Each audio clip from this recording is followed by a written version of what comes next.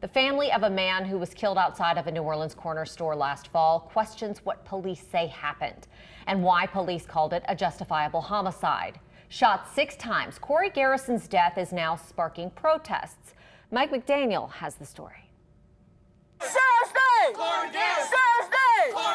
Calls for justice outside Hank's Seafood and Supermarket on St. Claude Avenue in New Orleans Monday marked 4 days of protesting.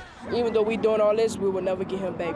He is 24-year-old Corey Garrison, who was shot and killed by a store employee back on October 30th. Police determined it to be a justifiable homicide. I heard the shots ring out.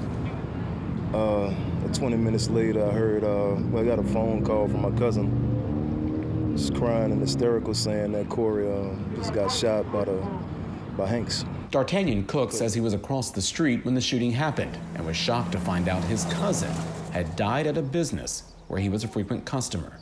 Corey was a God-fearing man, took care of his kids, his family, and he looked out for everybody. According to police, Garrison got into an argument with a store employee and was escorted out.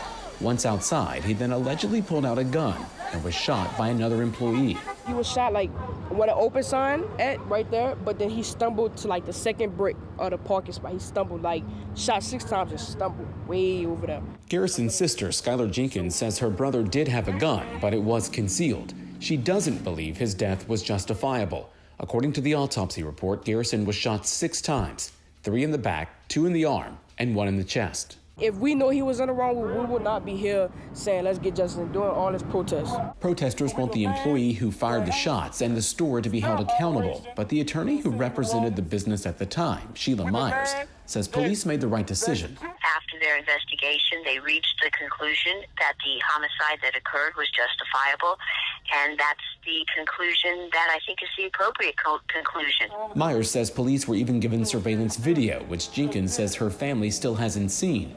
Feeling left in the dark throughout the investigation, Jenkins says she'll keep protesting in her brother's name. He's here right now saying, just get justice. Mike McDaniel, Eyewitness News. The NOPD issued a news release less than 24 hours after that killing to say the homicide unit detectives determined it was a justifiable homicide following an altercation between Garrison and an employee. The NOPD claimed, quote, the employee then escorted the subject out of the store, at which time the subject produced a gun and pointed it at an employee. That's when another employee went outside and shot Garrison.